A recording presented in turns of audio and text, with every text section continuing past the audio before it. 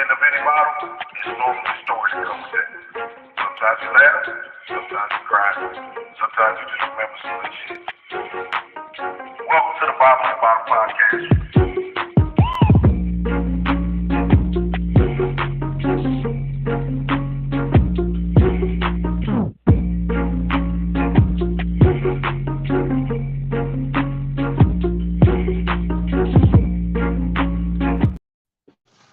What's going on, good people? Y'all know what time it is, man. We back at it again.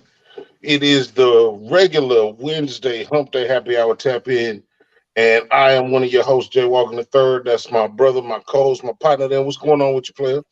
Hey, shit, you already know what it is. The Hump Day Happy Hour Tap In. Absolutely, man. It don't look like this winter want to let us go. I don't know, man. It's cold. The pollen is out. Everything is against us right now. Yeah, you already know that shit had me down bad last week, so it is what it is. Yeah, I ain't got what you got. I ain't had no 19. Or at least I hope. This shit just got on my ass today. Yeah, mine mixed with that and damn allergies. Okay, well, we praying for one another and everybody else that's going through it, man. Tonight is no different than any other night. We always have extraordinary people here at the bottom of the bottle, and tonight is no different. Like I said, we have motivational speaker, author, entrepreneur, success coach. She's got 2 books and maybe more than that, but these are the 2 that she provided. Success Looks Good on Me. I like that title. And Success Loves Me. Producer and founder of an international film festival. We definitely want to touch base with that. She has been recognized by Atlanta Mayor Keisha Lance Bottoms, the founder, editor-in-chief of 2 periodicals, all kinds of things. She's a Renaissance woman, jack of all trades, and probably a master of a few of them. Miss Raecine, I don't even, is it Tyes or is it just yeah, Tyes? it's ties, just like a bow tie. Okay, Miss Raecine Tyes. How are you this evening? Hey, what's up, both of you? I really appreciate y'all having me on tonight. Thank you so much. We appreciate you. Absolutely. Again, we just went over a laundry list of things. I don't know how my tongue kept up with it. Have you always been such a busy individual, even as a child? You know, I was telling my kids, maybe I got ADHD or something, because, you know, once I get my mind on one thing, then I'm like, well, maybe I could do this. So, you know, but yeah, I've always been like that. I don't feel comfortable unless I'm busy doing something. Absolutely understand. Absolutely. Yeah. So we're going to go ahead and get this thing started. We do what we call a first call. It's an icebreaker. Okay. It's 10 questions, sometimes silly, sometimes profound. No right or wrong answers. I got 5. My brother got 5. All and right. we'll just see how it goes. I'm ready. All right. My first question. Favorite soft drink beverage libation? Well, you know what? I love lemonade. I don't know if that's like a soft drink, but, you know, I love lemonade. That's my Natural favorite. lemonade is one of the world's greatest things. Or, you know, raspberry lemonade. I like the bitterness of raspberry as well. Mm-hmm. Okay. Favorite activity growing up? Growing up, I would say favorite activity growing up. Oh, I love to do a lot, but, you know, growing up, if I was always a person that had the rope to play double dutch. Okay, there you go. So yeah, double dutch. We would do that in the middle of the street, wherever. As long as somebody had a rope, or if we couldn't find a rope, we'd snatch somebody's clothesline and start jumping rope. I know that's right. As an adult, your favorite guilty pleasure, things that you don't always get an opportunity to do, but when you do. You know, and it's crazy. As soon as you said that, my mind went straight to food. I would have to say like chocolate or something like that, because, you know, I'm trying to. When I was younger, I used to eat a lot of chocolate, so I'm trying to cut back. So I would have to say like chocolate. I was trying to get my kids to buy me a chocolate cake today, so I'll have to say chocolate. The tuxedo cake from Kroger's, yeah. Okay, yeah, that's a good one. My pops is a fan of that. The tuxedo cake and the Italian wedding cake. Those are his two Oh favorites. shoot, I haven't tried that. I gotta try that. Okay. Um, I like the car question. Okay. Favorite car or car that you had access to that got you in the most trouble, or were you responsible? I would say back in my kids were little. My son, to put it in perspective, my son is he's about to be 23. Okay. And this is when he was about what 2 years old. I had a Tahoe. Mm, That truck got me in trouble. okay. Okay. Yeah. And then my final question, um, we'll go superheroes. You seen, or maybe you haven't seen, but you got your comic books, your Hmm. Marvel movies, your DC movies. If you had your choice of superpower, what would it be? Hmm. Choice of superpower. That's a hard one. Let me see. Because let me see. Superman's little X-ray vision. That's not gonna help nothing. I'm trying. I'm trying to think of some superpower that can help me make money or get money or something. I I don't know. think they can all. The Hulk. I What'd you say? mean, I think they can all. Oh, they I all mean, can do if you it. the Hulk and you get some money, ain't nobody gonna take it from you. Right, right. I say strength. I say what's the name? Superman's strength. Okay. I Okay. can figure out something with that. All right. That's my Yeah. five. Yeah. All right, hardest word for you to pronounce. Hardest word for me to pronounce. Let me see. I don't know, but you know what? I would say the most mispronounced word down here that I've heard is scrimp. Scrimp. Yeah, but I mean, I could say shrimp, but Yeah. since I moved down south, that's the I don't know. It's mispronounced so often that Yeah, now I do it on purpose. scrimp and Yeah. screet. Yeah. Yeah. Yeah. Yeah. Your favorite sport you participated in growing up? Favorite sport I participate. You know what? Um, in school, they used to have us playing soccer, and even though I'd be tired as hell running back and forth, I like soccer. Yeah. But yeah, I think I'd have to say soccer for school. But Um, but then we did play kickball out when we got home. We played kickball in the street. yeah. So yeah, it's Yeah. all the same. We kicking the ball, whatever. I Okay. think kickball is good. Yeah. Yeah. Your favorite, my brother called it the struggle meal. What's that meal you'll have no matter if you're a millionaire or $2 in your pocket? You said the struggle bill. Meal. Food. Oh, um, hmm. You know what? Let me see. You mean like something what's going to be bothering me no matter what? Something You that you know, would enjoy no matter how much money you had. Like, well-to-do people would be like, "Why would you eat that?" And Oh, I then, see what you said. Oh, see, you said struggle meal. Okay, I didn't yeah, hear. yeah. Okay. Um, Let me see. That will have to be shrimp fried rice. Okay, Yeah.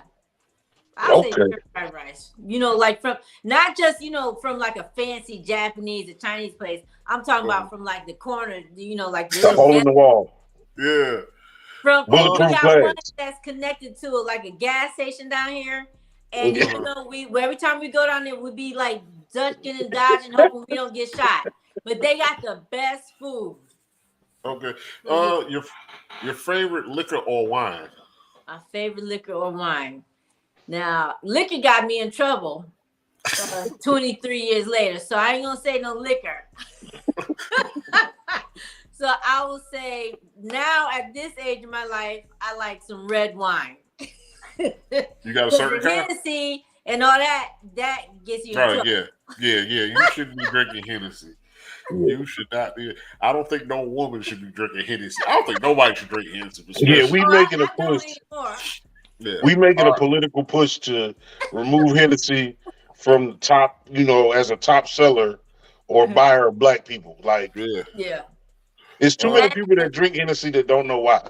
Yeah. I tried to drink what is it? One stage I was drinking Remy And then the Hennessy. Then one time my friend said, "Oh, get the little, I don't know what you call it. You put the little liquor inside the beer can." I tried that. That was I can't do that no more. Your favorite comedian be the last one. My favorite comedian. I would have to say I like Cat Williams because he keep it real. He keep it real. Yeah, I like Cat. Yeah, Cat do keep it and real. He said what's on his mind. He don't care if it's gonna hurt your feelings or not. Cat is gonna say it if it's funny or whatever. That's the marks of a good comedian because he makes his point of view make sense. Mm-hmm. Yeah. Whether you want to agree with him or not. Right. All right, that was first call, man. Mm-hmm. This is my simulation. I can't find my bottle of water right now. Normally, I would be with him. I'll drink for both of y'all. Yeah. So, Ms.Tyes, what is the one thing that drives you when you wake up in the morning? Like I said, you got so many accomplishments and accolades. What's like your mission statement? What drives you? What drives me, quite honestly, I'm not where I want to be money-wise. And, people say, oh, your money's not going to make you happy. But let me be the judge of that. Let me get a whole bunch of money until, I'm sick of it. But that's not what drives me. That's just one of my goals.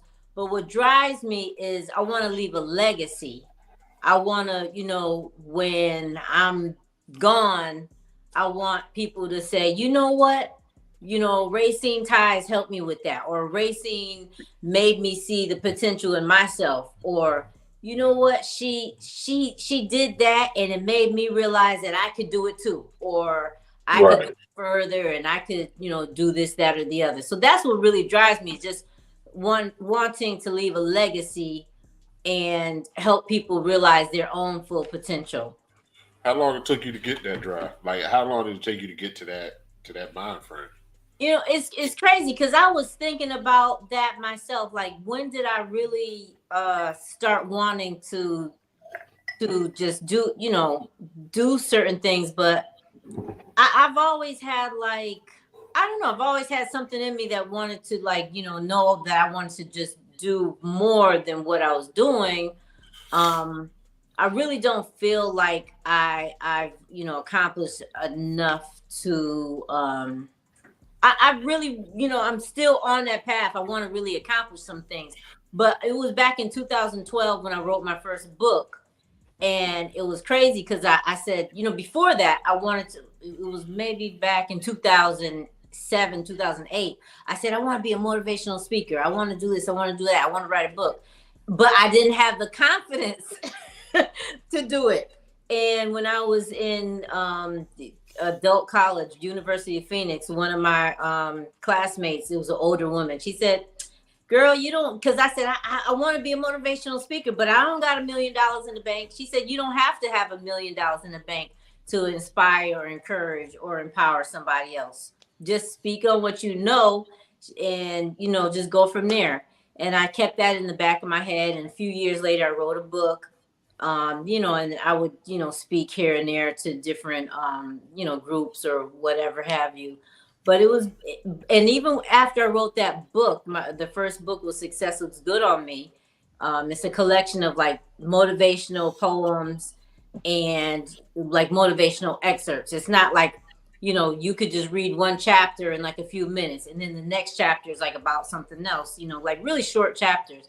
And, I still didn't have a lot of confidence. The first person I sold a book to, because I was out in the streets selling my book in Walmart parking lots. The first person I sold a book to was a pastor. And he noticed that I didn't have confidence in myself. And he gave me a little speech right there on the spot, a little pep talk. And, so it's from 2012 onwards. I'm like, you know what? I just got to have confidence about what I'm doing. And that's when. That was from that Hennessy. When you let go of that Hennessy, your life changed. I guess so. Well, it's also divine.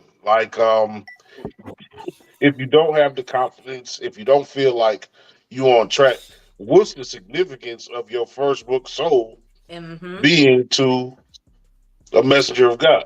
Exactly. And I think about that, James. I'm like, you know what? That I don't think that was no coincidence. Right. That I sold the first book to him. I was all excited. Oh yeah, somebody gave me $10 for something I wrote, and but at the same time, I still needed like a little word, a little message for myself to be able to move forward with everything I'm doing.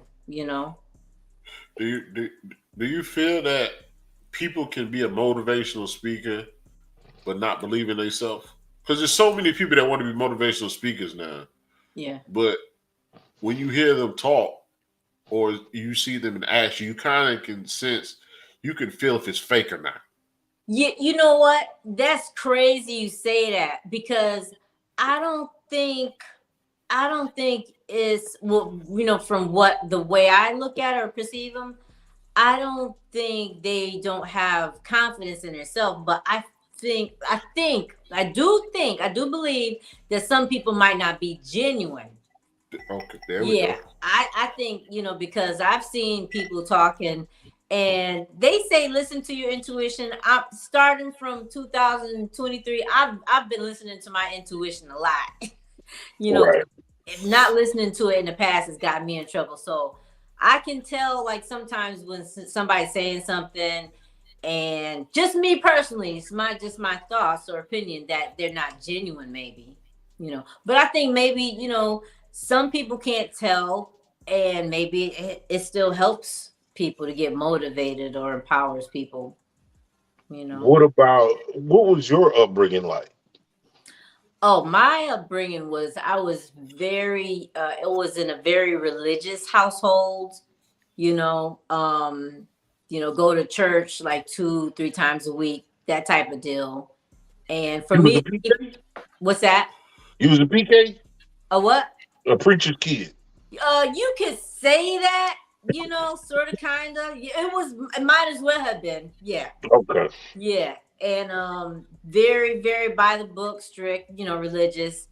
And for me to even write a book about, motivation when I'm an adult, it was still like a big deal, because, you're supposed to be very modest and not, this, that, and the other.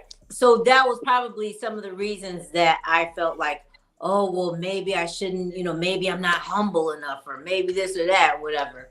So, I just had to kind of get over that. And so I could be a encouragement to other people. What is that transition It's like? crazy. It's crazy. That Mm, transition from superstructure to having to believe in yourself as your own keeper. You know what I'm right. saying? Yeah. It was a process. It was an overnight process. I won't say the religion I was in, but it was very, very, tight and structured. So, in order to, like, transition from that to realizing that, hey, there's a lot more to the world, and instead of just looking at it through little rosy colored glasses, it's a process. It's a process, you know, Absolutely. not an overnight thing. Yeah, you use the word humble. Do you think people is being too humble bad? Um, that's you got some good questions. I'm looking for a co-host, James. Can I borrow? Absolutely. Absolutely. um, I don't know if being too humble is bad, but I tell people, look, if you want to get somewhere, you better stop being shy, because being shy is not going to get you nowhere. It's not going to get you noticed. Being shy is gonna not you won't be able to realize or take advantage of opportunities that present themselves being shy. Who was it? I just heard someone talking about it the other day about, being humble. that you really shouldn't be so humble because, like, that's not helping anybody either. So I don't know. I really haven't thought about it in that point of view, but I know that shy is not the same thing, but I know it's not helping anybody if you It just. may be that it's a different thing altogether between when being too humble and Mhm. being shy are definitely things that don't allow you to grow as a person. Yeah. I feel. Mm-hmm. Um, it is okay to champion yourself. It's okay to know that you did something well. Mm-hmm. Now, for you to just run around like like a mad person, patting yourself on the back, like I did that. Yeah, You know yeah. what I'm saying? That's Nobody's better than me. mm-hmm. But there's a such thing as like, when somebody in my circle does something well, and I'll be honest, I'm not good at taking compliments. Mm-hmm. I'm getting better at it. Mm-hmm. So when you acknowledge somebody for something good that they've done, and they're trying to be humble, it's kind of like, nah, man, it's all right. It's all Right. right to be like, I did that. I did a great job. Mm-hmm. One, because I don't give a lot of credit. I look at people for how they are, and I kind of grade people on what they show. You Mm-hmm. know, but there's certain amount of humbleness will prepare you for the next thing. Right. Yeah, I believe that's true. Yeah, Uh, I believe that. and you also talked about you said the word that I think is just as success and everything else, and you use the word opportunities. Mm-hmm. Uh, when season people always say seize the opportunity, seize this, seize that. It's hard to seize the opportunity if you're too humble. Mm-hmm. It's hard to seize it if you're too cocky. Mm-hmm. Um, and I always say, we all got choices, but your choices can keep you from your opportunities because you can say, no, I'm not going to go that way. Right. So which one do you find more powerful? The fact of making a choice or the fact of seizing the opportunity? I think they're equally important. I think they're equally important. I know that I've talked about it before when I said, a lot of times people say no to something. And, like for instance, if your friend says, can you come by and help me? I'm having like a little thing in my house and I just need you to drop off a box or something like that. And if you make a choice or if you say, no, I'm busy because you view it as like a hassle, you might miss out on an opportunity because somebody might be there at her house that can help you with that loan you're trying to get or that business Yep. you're trying to get off the ground. So I think it's kind of like, they're kind of equally important to me, but the choices you make can kind of, help or break your opportunities that you get. Yeah, I agree with you. I feel that way. Mm-hmm. See, I missed the opportunity to put lotion on my hands. Ashy as hell. I keep trying to put my hand. I keep doing this. My hand white as hell. My hand look like your background. Don't worry. That's just a light hitting you. That's just a glare. No, I'm dark. I know I'm dark. That is No, I'm hilarious. dark. No, I'm dark. How the process of you writing your book? Mm-hmm. I've done creative writing. I've never gotten anything published. I've never tried to get anything published. Mm-hmm. How organic was that experience for you? Was it a write and stop, this is it? Or was it a construct that you had to do? Was there a process that you had to put in place to complete your book? I'll admit, I'm so, like, when I very first got started back in like 2011, wanting to write a book. No, around 2010, 2011, all I kept saying is, I want to write a book. I want to write a book. And I didn't even know what I wanted to write a book about. Right. But I knew that I wanted to like motivate people or something like that. I wasn't sure how I was going to do it. And so for me, I know that, some people, like an author I talked to last week, he said he wrote out an outline and, this, that, and the other. But I'm not that type of a person. For me, I just have thoughts that come to my mind and I just got to scribble them down without any type of format.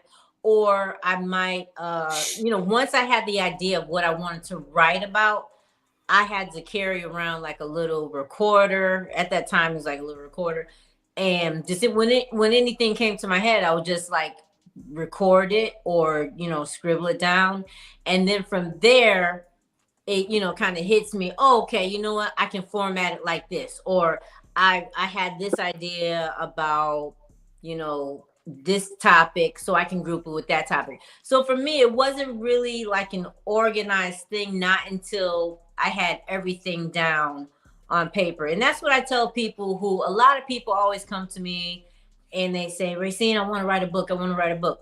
I said, well, you don't worry about trying to get the book out. Whatever ideas you have, just write it down. One sentence, even if it's like one or two, a few sentences a day, a paragraph a day.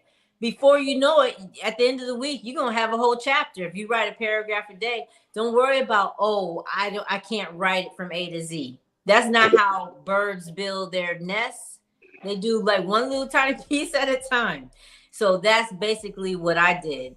Now, other people, obviously might have like different ways of doing it, but for me, that's what works, Absolutely. because if you can't see yourself at the end, just do a little bit at a time. And that's basically what I did.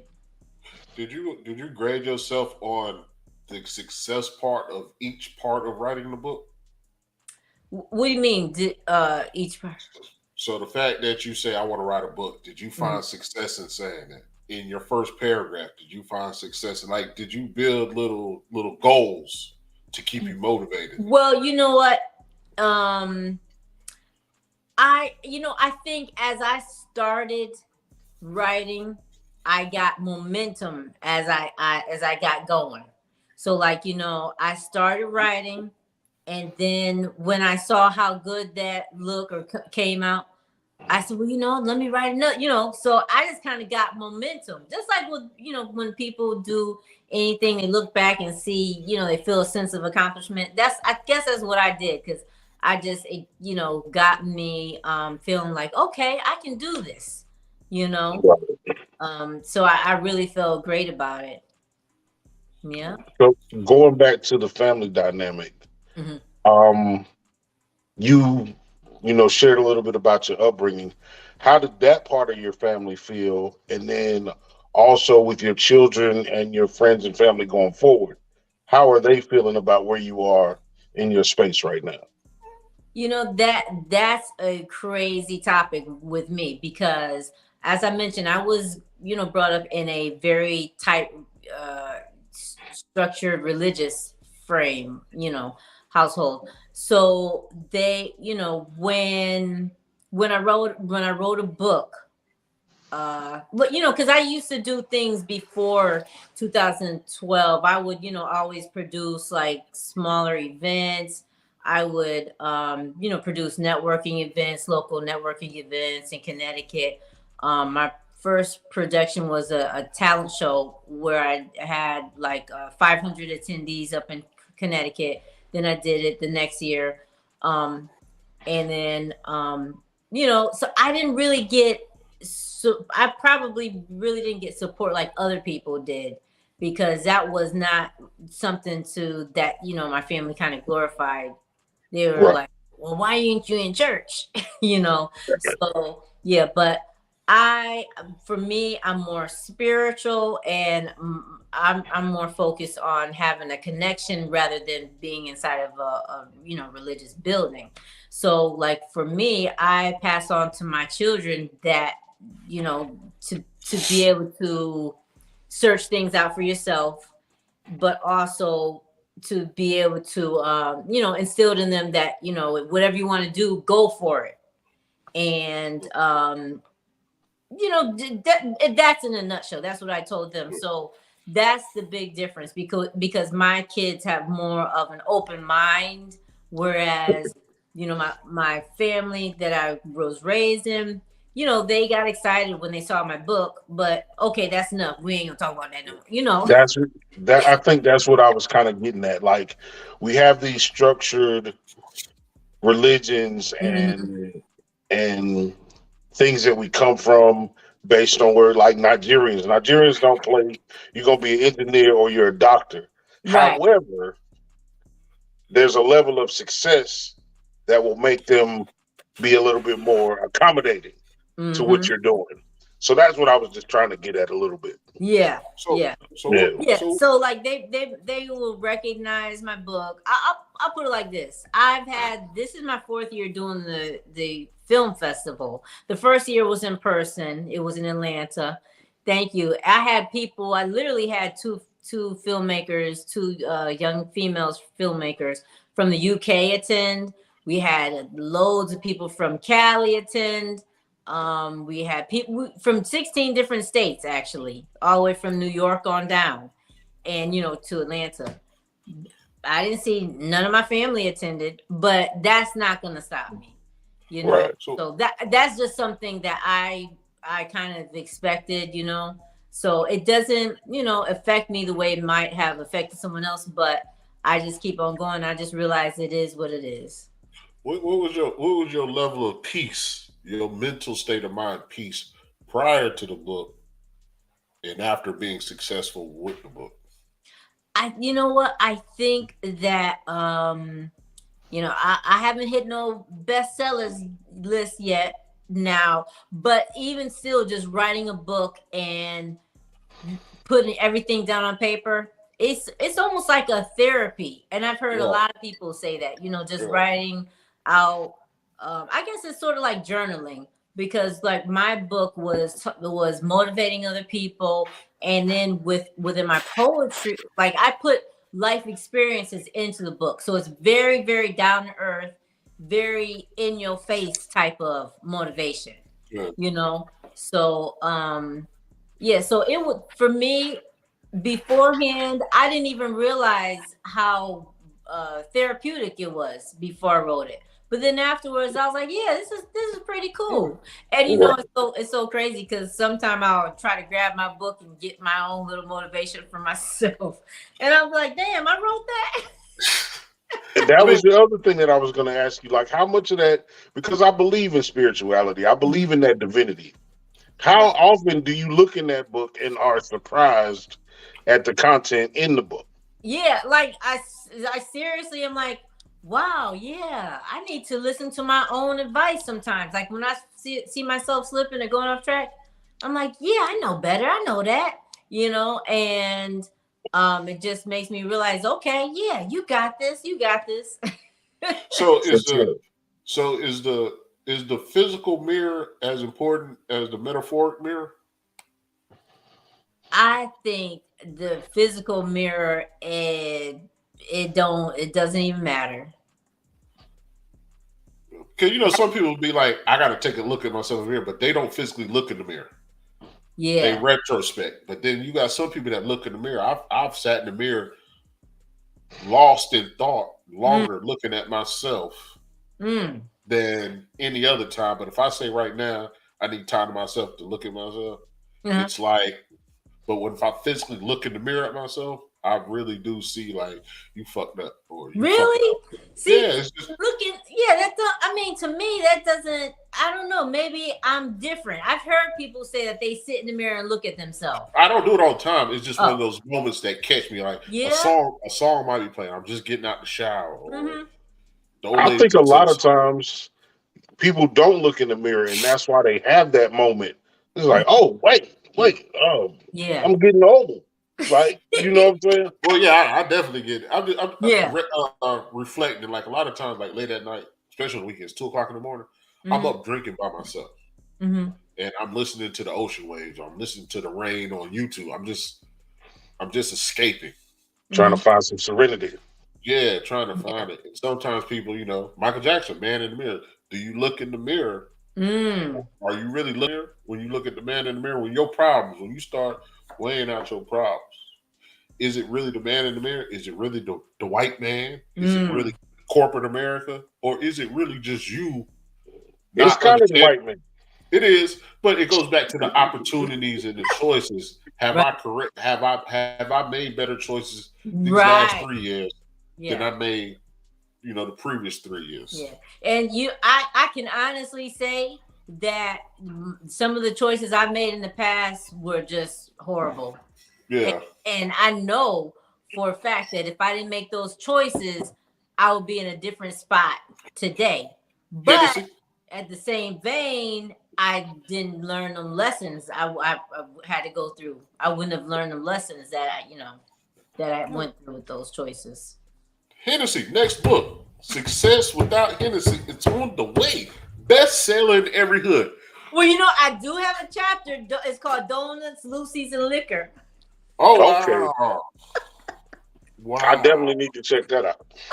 But look, I said I'm gonna get a lot of haters for that one because I'm talking bad about liquor.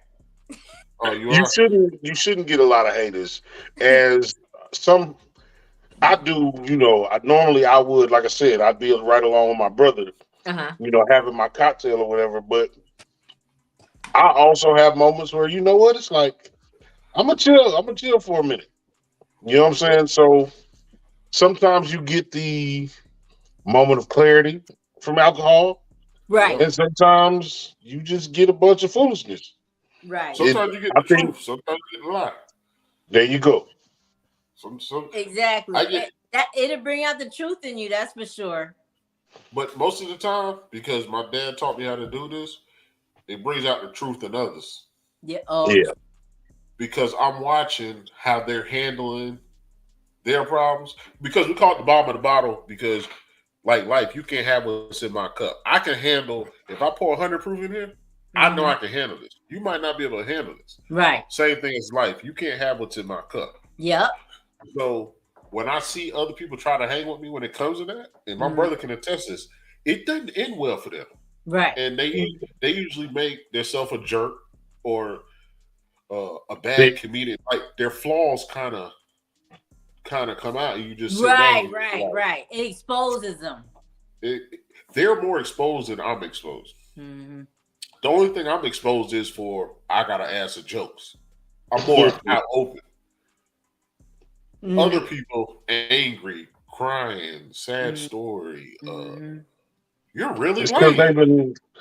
they've been living with something that they don't talk about. Yeah. The alcohol is the great release. You know what I'm saying? At a certain point, and I tell people a lot, it's like you've been waiting to unleash it. Like Right. ain't no need to apologize. Right. It just so happened that tonight was the night. Yeah. But in terms of where you are, as far as again, you've got a tremendous amount of accolades and a tremendous amount of awesome things that you've done. Where do you focus your, like, what's your demographic? Or is it all inclusive? Is it everybody? You know what? And I know what you said about compliments or whatever. I don't even view it as accolades or whatever. I guess, for me it's just I'm just doing things that I love to do. But I always seem to tune in on, us Black people. But and it's not, sometimes it's not even intentional. That just sometimes how it turns out or whatever. You have a connection. Yeah.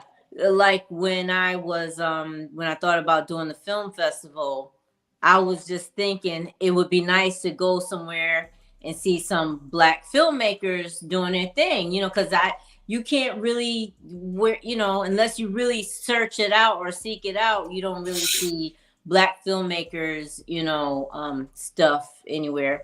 So I just said, well, hey, what about a Black film festival? But it just always seems to be, for Black people. But I'm just really just trying to motivate anyone or just give a platform to people who want to showcase what they're working on. Are you understanding that you're a role model to a certain extent?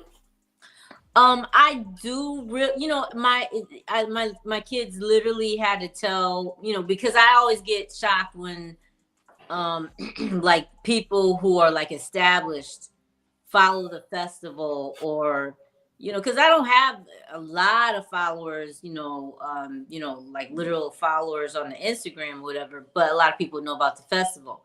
And I'm like, my kids are like, well, mom, people really appreciate and realize that that's like a platform. So I'm starting to realize that, okay, yeah, I'll take that and Being realize too humble. what's that? You being too humble. Well, no, I'm not trying to be humble. I literally just don't. I really just don't realize it. Well, that's humbleness to a certain point. No, I mean, I don't think it's being humble. I don't, I think humble is when like you intentionally just, oh no, but I really unconsciously be doing don't it. realize it. But you can unconsciously be doing that. That's true, I guess. I mean, if your kids know what you're doing as far as your passion, somebody else is picking it up. Yeah, your career and all that, because we all know kids wavelength and our wavelength are on two different wavelengths. I mean, they're adults now, but But still, they're your kids generationally. Yeah. But if they can notice it, who else has maybe even came to them to notice it? Or, hey man, I see your mom. Like I've said it to one of my homies. If I see one of their parents like making moves, like, damn, bro, your dad doing that? Like that's dope. Like just the fact of them words, hey, that's dope. Like you never know that. You can unconsciously be thinking that, and it's in fact that you are, a black woman, kids, family that's doing something in those spectrums. You're not running a club. You're not the CEO of Walgreens. Like you're doing artistic with books and you're creating in a space that we don't get credit for. Yeah, we don't get credit for it. You know what I'm saying? Hollywood, Marlon Wayans said it on the Breakfast Club earlier this week. He's like, those people they'll see you come to them with a great idea. You know it's a great idea. They know it's a great idea, but they don't have the time or need to support it right now. Right, yeah. You know what I'm saying? And I look at I've switched over I've been unplugged from cable now. It's 23. I probably unplugged from cable in like 2013. I get most of my entertainment now from content creators from YouTube. Wow. You know what I'm saying? And then now the addition of you've got these apps that are coming along, independent apps that are for black people specific or black people creative. And you're in a space now that's going to make it easier for a Tyler Perry, for a Ryan Coogler. Like, okay, we can go to this film festival and figure out what's the next new thing. So, I mean, that's a huge thing. You're creating a gateway that maybe you don't want to control. Maybe you want the doors all the way open. Maybe you don't. But it is still creating a new lane and a way for people to get opportunity. See, and you know what? To be quite honest, James, that's what I'm talking about. Until someone actually verbalizes that and says that to me, from my point of view, my perspective, I'm just providing a platform for you to showcase your work. But then when somebody else comes and tells me how they actually, perceive it and what is done for them, then I'm like, well, damn, I didn't even realize that it's like making an impact like that. Well, we're telling you now because you're making an impact on us. Like you're on the show because of that. Like that's the impact you have. Whenever the film festival is, like I wouldn't mind me and my brother come down there and either doing like just like a live shot with you, 5-10 minute interview with you. You can network with us. Like we ain't got to record. It's like, hey, this person, this film, like it's an outstanding space to be in. Yeah, because something like that, I'm gonna take to my 7-year-old daughter and be like, this is another black woman that has a different lane. Yeah. Not the lane you see on TV and YouTube. She's not a rapper. She's not a basketball player. Yeah. Like you're. They like to confine us and put us in boxes. Yeah. Yeah. Why? But your artistic management. Your artistic management, mental reinforcement way, because all that actually goes together. Mm-hmm. Like the fact that you're a motivational success coach to writing a book, to shoot film, like all that stuff, you have to have some kind of bravado, some kind of cockiness, some kind of something to perform. But for you to sit here so humble is like, I know you're not faking it. It matches. Right. It matches what you say now. So it's like, all right, Raecine, I'm gonna tell my brother 2 weeks from now, hey man, I think I need to call Raecine and see what can we do to make this better on the show. Because she saw our energy. Her energy was dope. How can we bring something different? Like, I believe in you now if you say, hey, Caroline, hey, y'all might want to work on this part. Right. It makes sense now because you have the resume now. You might not believe your resume. You might not believe that you got the keys, like my brother said, to open the gates or to close the gates or whatever, but you have power within you that other people are looking up, regardless And of that's its own. divine. Right. You should embrace that power. You going as long as you wield that power responsibly, there's nothing wrong with that. And I tell people all the time, sometimes reach over your shoulder. You know what I'm saying? Because a lot of times we won't get those pats on the back from the people we expect. We get it from strangers. Right. We don't get it from the people we expect to get it from. Yeah. Just like I needed to hear this from you guys right now, to be quite honest. You know, because I don't have like a support system, and that's one of the reasons that I chose to like help try to support other people. You want to be a coach to other people because I know what it is when you don't have that. Right. So for you guys to be sitting here right now talking to me, that's teaching me something. Absolutely. Like we don't have any opinions on it. We just met you. Like there's no opinion. Right. But the success pours out you by your smile, by your demeanor, and your energy. Your energy and everything else you said you've accomplished. So when it comes to the success, it just feels like it didn't matter if it was filmmaking. You was gonna find a way to be successful. But branching over to the film festival, and it's just like, okay, now you're making it vocal and optical because it's a film of your success. Right. Plus, you wrote it down in the book. So, as a black woman, I say, on a scale of humbleness to cockiness, you need to be wavy in the cocky area, close to the humble. Get your swag. Do your dance. Do your dance. Do your dance. People need to know you because there's a lot of people doing independent films now. Right. And you are their, not their direct path, but you are the path for some. Yeah. And there's more stories than slave stories. I'm so sick of it. Yeah. I'm sick of slave stories. I'm sick of reality TV.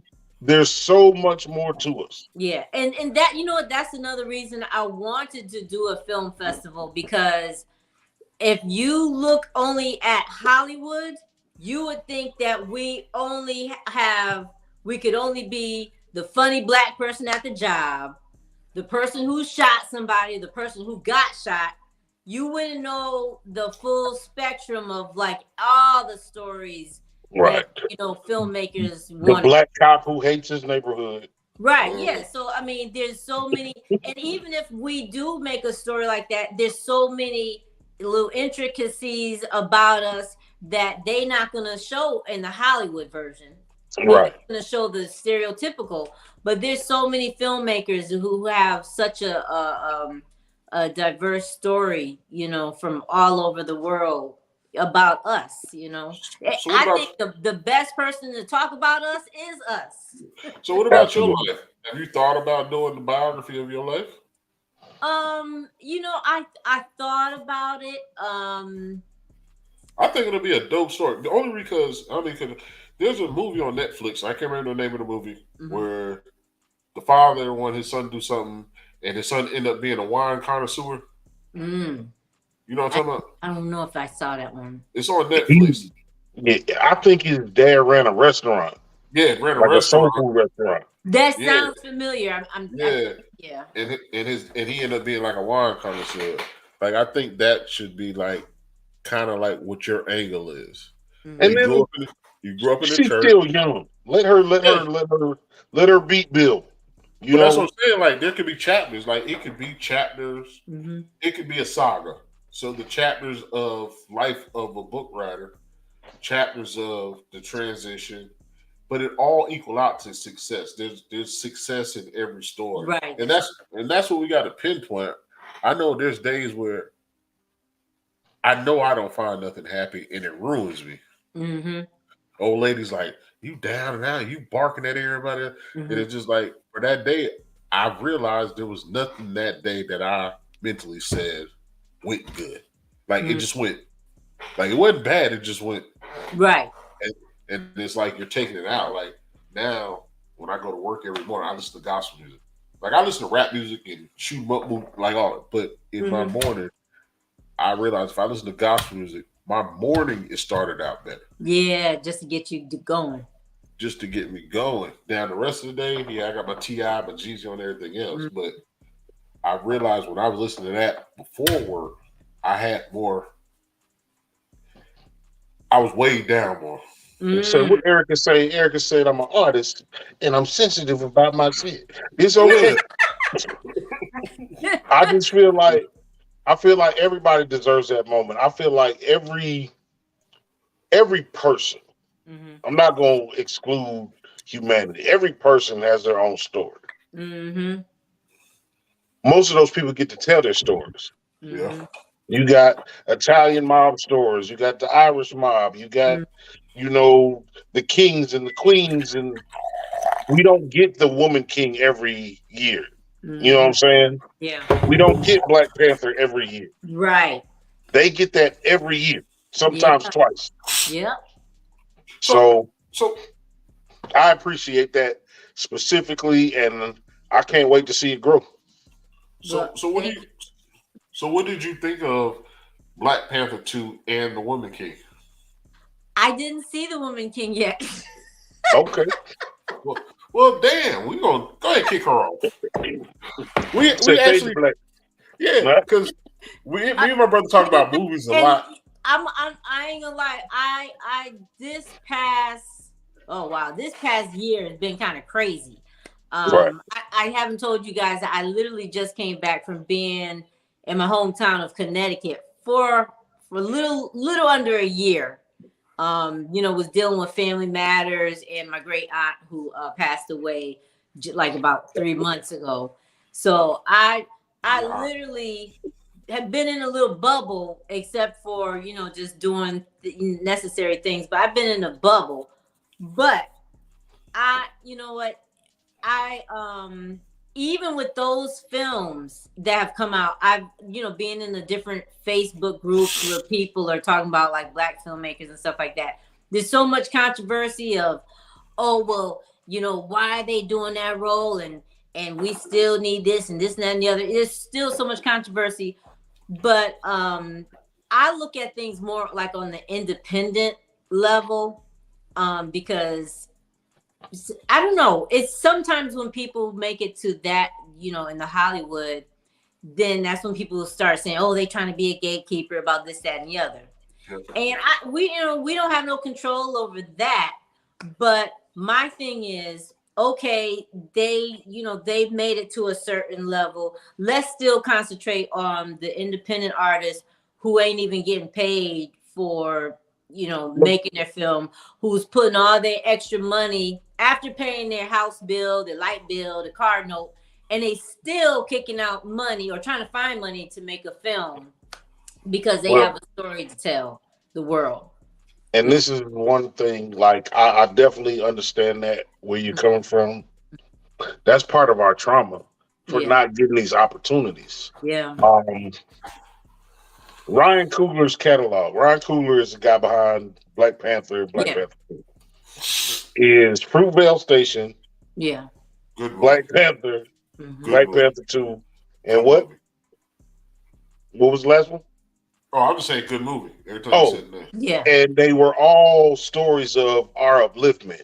Some of our trauma, and again, this is one of our mission statements at Bottom of the Bottle is, who's telling us we can't work together? Right. Who's telling us that we have to put this person down to get a leg up. We Yeah. don't have the opportunities. Right. The opportunities are for everyone. Yep. You know, so I definitely understand what you're saying, and I understand your focus, and it should be that way. He's definitely etched his mark out, and he can do what he wants to do. But for these people that are coming up, and I say that to young rappers, young basketball players, yeah, stop hating people for no apparent reason. Right. And focus on your craft. Yeah. I was gonna say because I thought it was somebody else. The Creed, the first Creed, Right. that was his. So Yeah. Wakanda Forever, Black Panther, Creed, and Fruitville Station. Yeah. I forgot about Creed. To add to that, I don't know. It's just a little bit off on a tangent, but to kind of clarify what I was saying too. Some of the independent people have turned like to be kind of hating on the people that did make it to Hollywood, and you can't do that either, though. You know what I'm saying?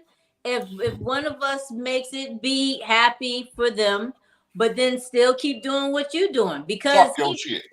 That don't mean you gotta hate on them. Yeah, talk your shit. And that's that like all of that is like I hate to be on it, man, and I always end up like all of that is Jim Crow shit. Yeah. This narrative that we can't trust each other, work with each other, work for each other, that is bullshit. Right. That comes from the enemy. Yeah. And we need to stop perpetuating it amongst each other. Right. We had a guest. What do you think about Crabs in the Pot? Because he had a different perspective, which made a lot of sense. His perspective is the crabs are getting out the pot, but you don't know where they're going. By any means necessary. By any means necessary, and you don't know where they're going when they get out the pot. So we're pulling each other back, and we might not be having the same destination. We just want to get out. Wow. But I might not be going to the left. I might be going to the right, and you wasn't even nowhere close to the right. But we're pulling each other back. That's crazy. But it makes sense when you think about it, especially because we grab all the time, and it's just like you see them pulling or clanking, but when they get out the pot, those crabs go everywhere. Or they make chains and they climb on each other's backs. Yeah. But who's to say that they pulling? You know, who's to say that they pulling back? Right. Wow, never thought that. You know, the male ones are the fat ones, and the little ones are the female. So the female might be pulled something she can't hold. Yeah, she can't hold that way. Wow. But bottom line, when they get out the pot, they spread. Which if you are the so-called gatekeeper for the International Film Festival, me and my brother want to do a film. My cousin got a film. We know other people got a film. And when it comes down to it, we all at the gate looking at you.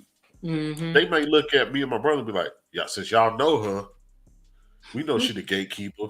That means if she lets y'all in, you can get us in. No. Right. That shit don't work that way. Or even if we show up and you like, look, I only got one more slot left. I just promised to such and such. That's no reason for me to be mad at you. Right. That's a reason for me to prepare myself for the next opportunity. Yeah. The next, film festival. Yeah. And it's not your responsibility. It's my responsibility. If I get through that door, I throw a letter over. I throw a pigeon over. I throw the rope over. That's my job. Right. It's not your job. You've done everything you could to be. You are the producer of the International Film Festival. Right. The Black Film Festival. The book writer. The success. You got enough weight on your shoulder. But me, my responsibilities, my opportunities, my choices, and my levels of success should say when I walk through that door, I should have enough pride in myself to look back and say, hey, you can go this way or this way, but she will let you in. And not blame it on somebody else. All I can do is say, Raecine will let you in because we do have to have a level of work quality also in there. Right. Yeah. Paperwork, customer service, the product, the service, everything has to work. You know, that's something that even not just with the film festival, but a lot of people contact me, and they is or just about other things, other productions or events or whatever I might have going on, and they're half-assed about it, or they just expect something. But you gotta, like you said, you gotta like have enough pride in yourself. If you don't know how to, send a media kit or whatever you got to do, learn it, and don't be blaming someone because they didn't choose you or they didn't pick you. No, you have to have enough professionalism about yourself to do things and send things the right way. I look back when I was like, just starting off doing things, and I probably didn't send, I probably was trying to contact people and sent them some kind of little half-ass little message or email. And then now thinking about it, they probably said, "Oh, I ain't dealing with her," until you learn the right way or whatever. But that's, like you said, that's your responsibility to, if you see an opportunity, make the most of it by being prepared for it. I had I ruined several opportunities, and I told my brother after the fact. I invited somebody. Once again, it's me and him running this whole thing. There's not one other person. So stuff is gonna slide past us. Yeah. Had one person's like, "Well, I thought you would call me on this day," or "I thought I had this day," and I'm just like, "Man, my bad, so and so." Yeah. Or this, and this. I'm like, "Man, my bad. I understand. It's not gonna work out the next time, but that's like people don't show the same empathy when they're up that they did when they were down." Oh yeah, yep. And it's like it's effed up because once again, I told you your episode like 170 something. Look at our resume, and you look at the people on our resume, and you can see the dates that we do give something. We give you a service, a product every Wednesday and either Saturday or Friday. But in a sense, it's just like they think that since they're a little higher than us, that they're doing us a favor. No. But and that's the thing. But then when you look at it, and you look at, and I do this a lot. I look at their friends list, and I look at my friends list. So I don't know you, but 5 of your friends have been on our podcast. Yep. And another thing too is I've experienced that as well.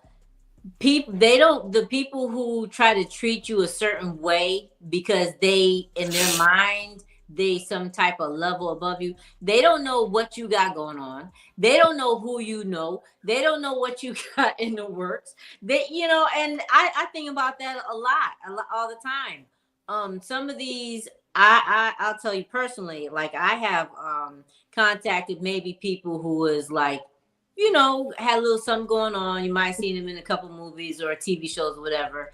And they snub me, put their nose up to me. But some of the film, and I'll go on Instagram and I see them kissing somebody else's butt of a director or somebody that more than welcomed me or just gave me their phone number, but they would pay $1 million to get that same filmmaker's phone number. But they feel in their, I don't know why, some people feel maybe it's like a self-esteem thing, or just, because they say a lot of times when people act a certain way as they projecting, or, Oh, if you an ass, you an ass. What's that? If you an ass, you an ass. Yeah, that's true. Yeah. And then again, like, it's treated a certain way. Some of that is our trauma. Some of that is us believing the poisoning that we've gotten over these years. Yeah. Now that's him sounding good. He would have been like, "If you a bitch, you a bitch." That's what he would have said. We not on that energy tonight. That's not our energy. Right. There's a night that I would have said it just like that. Yeah. If you a bitch, you a bitch. Nah, I mean, and I definitely am one of those people that I call a spade a spade. Yeah. You know what I'm saying? Where some people are going to give you the cosmopolitan, they're going to make it sound good and try to soften it up. I'm going to give it to you based on your energy. Right. Yeah. And I can't say enough. Some of us just got to do our due diligence. It's nobody else's fault that your opportunity didn't work. It's nobody else's fault that you didn't get the chance. Yeah. However, that doesn't stop the chances or the opportunities. Right. You get them every day. Yeah. And it comes down to circles. So I talked to one of my homeboys. I talked to two of my homeboys, two separate homeboys at the same time within like less than a week. Mm-hmm. I got 4 homeboys. They all make over 6 digits a year. Mm-hmm. Working hard. I don't make nothing close to that much. But I said, I appreciate y'all as being my homeboys because all y'all told me if they gave me the opportunity early, and for whatever reason I had going on, I couldn't take that opportunity. But they always say, if you do this, you do this, I got you. That's being a real man and understanding I have opportunities and choices. A lot of people don't have that in their circle. Right. And that's why they are who they are, regardless of financial status. Because you got $1 million people that have a circle that's quiet that don't tell them when they effing up. Mm-hmm. I got people in my circle that's willing to tell me, like, bruh, you know you could be doing better. I can be, but the situation I'm in right now, it helps my immediate family. Mm-hmm. Now, if I was single, like that might be the route for me. Mm-hmm. But having people in your circle allows you to keep grounded, allows you to be humble. It allows you to see opportunities. It allows you to make better choices. And I think that's what comes down to. A lot of people circle, the higher you get in the social scale, your circle evolves to the social scale. Mm-hmm. It might not benefit you at heart when you're in the house by yourself at night looking at the man in the mirror. Mm-hmm. But if you keep people close to you, you still might look at that man in the mirror, but you can call one of those other people to verify, to say, this is what I see. And they can say, yeah, bro, you been acting like that. Yep. You know, they keep it real with you. Yeah. They keep it real with you. Like the whole conversation comes full circle. That way we call it a conversation. Like all that shit comes full circle. Mm-hmm. So what you're doing is you are like a beacon to young black women. You are like and black men, for that matter. And that's what I'm about to say to people in the film industry, to people in the book writing industry, to people that want to know who you are, but you're not willing to tell them who you are, just because people crazy. Mm-hmm. You are like in the beacon that needs to be known. Well, I appreciate that. Yeah. Absolutely. Don't you cry. You ain't had no cry no more. You ain't had nobody cry on this show. Don't you shed no tear. Now we had almost one. We had almost one. Don't you shed no tear. Not gonna cry no more. You not gonna sing. That's what you not gonna do. You out there, girl. Trying to get up out of here. You see, he's not gonna be no success coach. Well, I truly appreciate that, you guys. You don't know how much that means. I always tell people, like, even when I get like the littlest amount of encouragement or little simple words, it really it encourages me. It empowers me, and because like even when I wrote my book, I said even though I wrote this book, if just one person say, oh, it did them some good or helped them out, then I feel like I accomplished something. The Lord bought your book. The first one. The you Lord better stop. He trying to make me get emotional, but the Lord bought your first book. If don't nothing tell you on the right path, that gotta be like, the Lord wrote your first book. That's crazy. Yeah. And for him not to just, he could have bought the book and went on about his business. He had to tell you who he was. He had to stop and give you a minute or nothing. And you know what? I wish I had his name so I could go back to him and tell him thank you. I will tell you guys this. I almost forgot. He did say, you know, this is back in 2012. I hadn't talked to, you know, I wasn't doing nothing, but he was like, "You're gonna have an international audience. I see you speaking to people internationally." Da da da da da. And I'm like, yeah. I just, we're in a Walmart parking lot. He telling me this, and you know, and since then, things that he has said that he told me has actually come to fruition.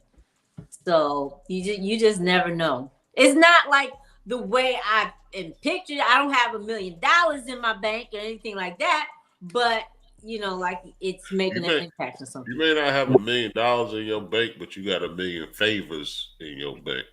That's what you probably don't realize. Yeah. You got 1 million favors. Somebody's waiting on your next step. Right. It might be us. It might be us. It might be this networking thing that we about to kick off that you don't know we about to kick off, but I'm positive about to kick off because I done looked at the man in the mirror. Hopefully you looked at the woman in the mirror and this shit gonna come full circle. We gonna get something popping and rocking, but we appreciate you. We really didn't get too much into the films. Like I said, we caused a conversation, so our time is technically up, and we didn't get to the film part. And I totally apologize for the first 20 minutes. Yeah. We normally way more professional than that. Way more professional. That's all right. You guys are top notch to me. So. Oh, for real? Yeah. Oh, I'll be a little cocky now. Nah, but so this last segment we got a segment called Song of the Week. Mm-hmm. My brother made it up. So it's any song to get anybody through any genre. Okay. Just name the artist and the song. Shoot, let me see. I just heard actually like 2 or 3 songs, but I know the first one. I think her name is Lecrae. I'm blessed. That's a dude. No, it's a dude. A dude. Yeah, Lecrae is. Okay, well, I'm getting mixed up, but one of them. Okay, so another one is this. Is the first time I heard him is Pastor Mike. And you know what song I'm talking about? It's like has like a little hip hop feel to it, but I was like, okay, this gospel, right? But they're pretty good. It's Pastor Mike, and I forget the name of the song, but they're pretty so good. It is Lecrae that you're talking about. Lecrae is just a dude. He started out as he doesn't say he's a Christian rapper or a faith-based rapper, but he is. Yeah, he is. Yeah, well, some song he got out, I heard it, and I was like, okay, that sounds pretty good. Absolutely. Lecrae is very, very much, it sounds secular until you listen to him. Okay. Yeah, until you listen. Yeah, that's probably like what caught my, because, I don't like really, like, I have to, like, I'll be in a mood and I'll listen to gospel music or whatever. But I just happen to be flipping through trying to find a song, to promote my a flyer or something. And I was like, oh, that sounds pretty good. And then, like you said, then I heard the words or whatever. Right. Motivated Minds is one of our yeah. I'm checking. So you definitely gave me one this week. I'm on Pastor Mike. I'm going to listen to some Pastor Mike and Lecrae. I wish I could think of the name of that song. It's at the tip of my tongue, but I can't think of it. Okay. I might. Yo, yeah. Yeah. My song of the week is my like I listen to it over and over, man. It's optimistic. Sounds of Blackness. Yeah. Oh, Sounds of Blackness. Yeah. Optimistic. Yeah. No matter what happens, as soon as it comes on, I begin to feel better. You can't feel bad with that song on. Exactly. It's impossible. Yeah, I love that one. Yeah, I love that. I play that when we be at Pop's house. I play that shit quick. Yeah. Mine might be C Murder fuck them other niggas, but I'm lying. It ain't that. It's Oh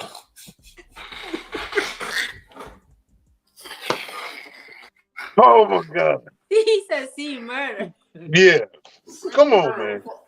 What are you about to say? I want to word it correctly. It's in my music playlist. Yeah, blew my whole head off my head. I was doing my best Ice Cube impression.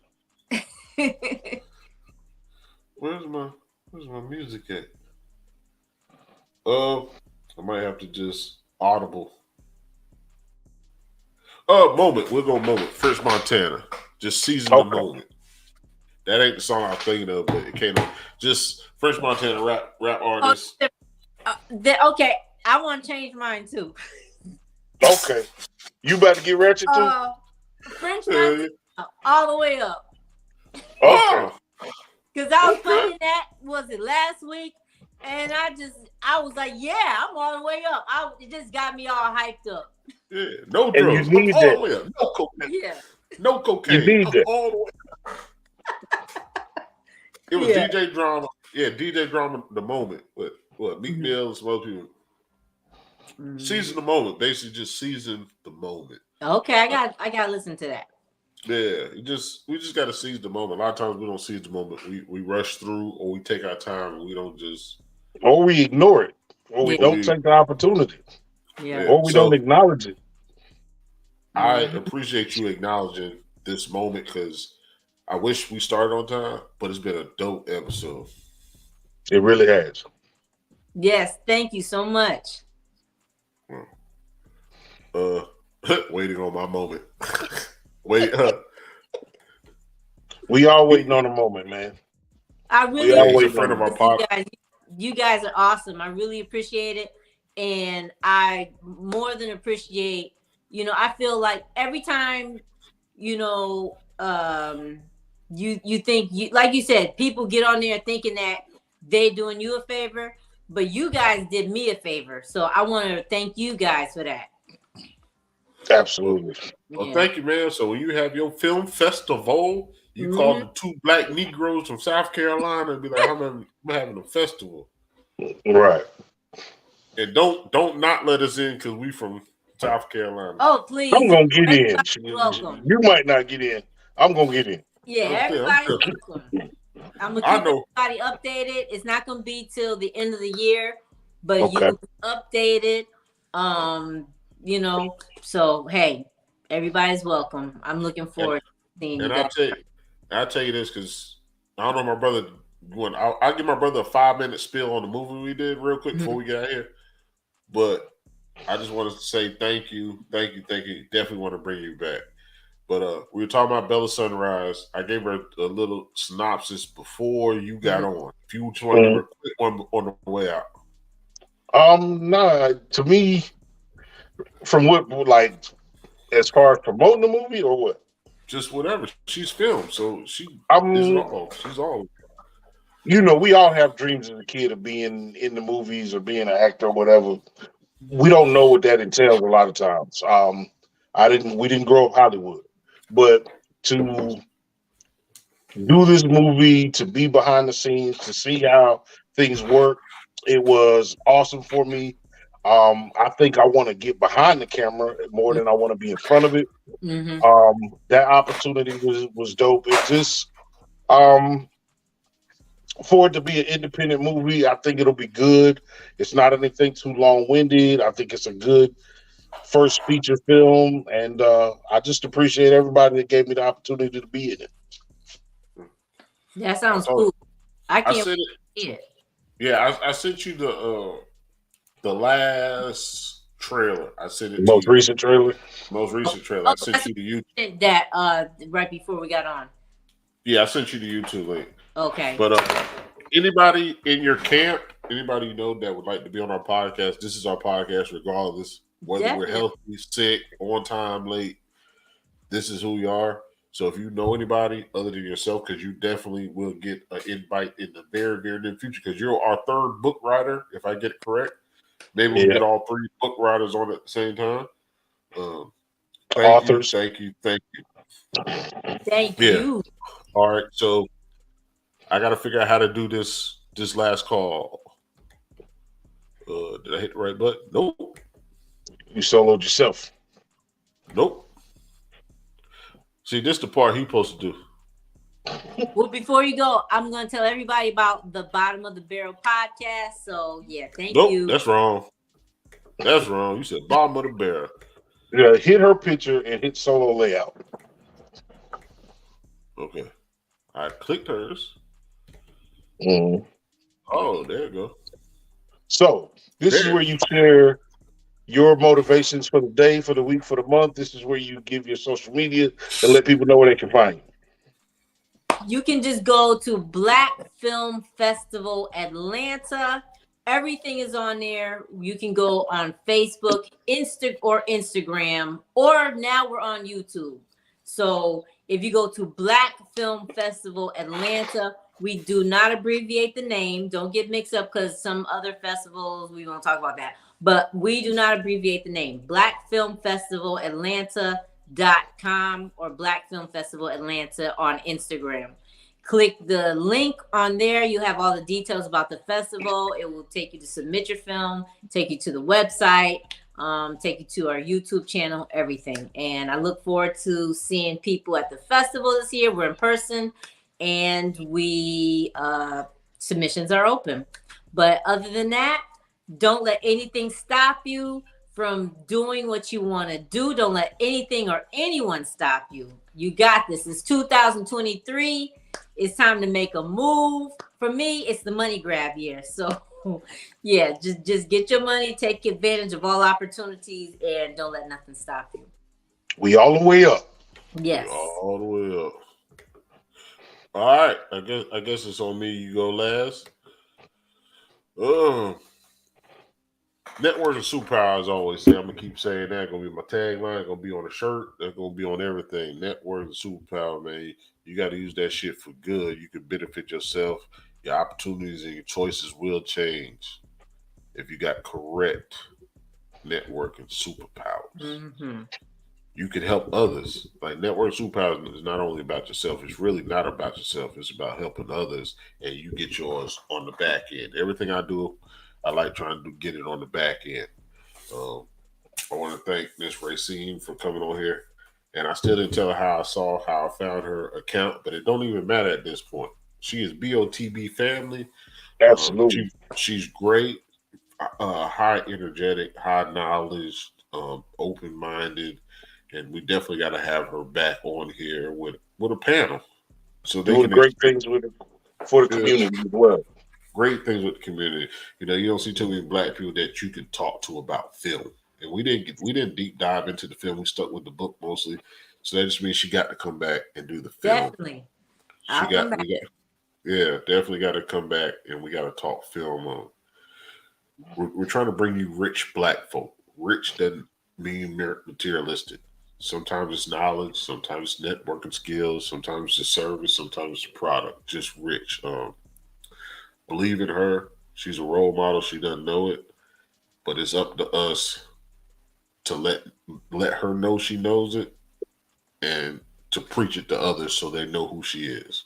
I just want to thank her for being on here. The bottom of the bottle. Just intent on singing, huh? Let me get my David Ruffin on. This is Otis. Okay, David Ruffin. Man, look, I'm Jay Walking the third. Raecine Tyes. It's been an awesome pleasure. I actually feel better than I did before we started after this conversation. Awesome. It's so wonderful that you felt it upon yourself to have the calling that you have. A lot of people hear these voices. They hear the calling and they ignore it. It is up to us to embrace it, and it is nobody's fault but your own if you don't take advantage of your chances and your opportunities. Like I always say at the end of every show, I mean it wholeheartedly. Love the people who love you back. Do something, and like my brother says, wish somebody else a blessed day. Wish somebody else to be blessed and highly favored. We are the bottom of the bottle. This has been another rendition of the Hump Day Happy Hour Tap In. Again, thank you, Ms.Tyes. Much success in your future, and hopefully we can meet up, and, share these stories again. Outside of that, y'all tune in next time. Like, share, subscribe, turn on your notifications, all that good YouTube talk. And until the next time, we gone. Peace. Thank you. I gotta find the shit now. Oh, this is horrible. This is some what they call janky.